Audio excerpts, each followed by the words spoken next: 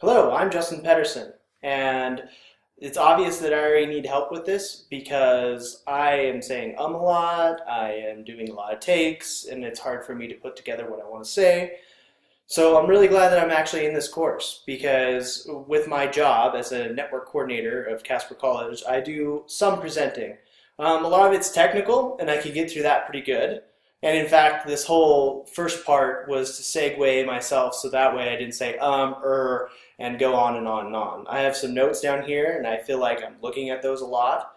And so I'm kind of just opening myself up to this whole idea of presenting to people and talking to an empty room with a camera in it. It's been a kind of battle here for the last few minutes. So like I said, I'm really glad I'm doing this. My future career is the career I'm in now. I'm going to remain the IT network coordinator at Casper College, which if you guys don't know what an IT network coordinator does is I'm a network engineer, so I make computers talk to each other. So one building here, there's a computer, another building there, there's a computer. I make those two connect and talk to each other and connect to the internet and make everything happy. That's the goal. Sometimes that does not actually happen. And that comes to my major. As the coordinator, I'm a little bit more of a managerial role. So I've chosen business administration as my major to try to get better and more comfortable in managing people and managing business transactions and those kind of things like that.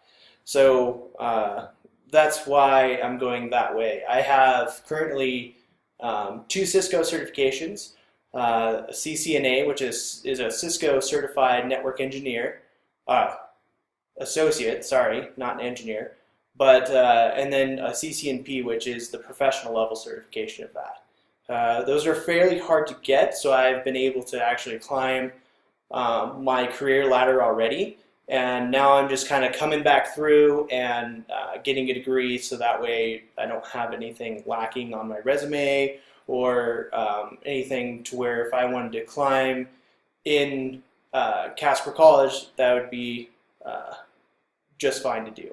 Right now I'm really kind of at a ceiling, so I need to go ahead and keep going. I am in Casper, Wyoming, and that kind of leads me to the point of, well, why did you do this online? Well, part of the reason why I did this online is because I have a family and a full-time job, and so this allows me, I hope, a little bit more time to be spending with my family and get a degree at the same time. So the distance education worked out for me in that sense. The other interesting thing about that is that I've always been interested in making my own videos. So, publishing this to YouTube and stuff like that is not necessarily out of the wheelhouse that I want to be in. I would like to make some, YouTube videos about how-tos and those kind of things like that. So this is great practice because I'm already awkward as all can be right now. So the biggest thing that public speaking would help me in the future with is to go ahead and be able to present at meetings for users and administrators and those kind of things like that. They're trying to do something technical. Right now, I do those kind of things already. I usually present facts and evidence, but I need their buy-in ultimately.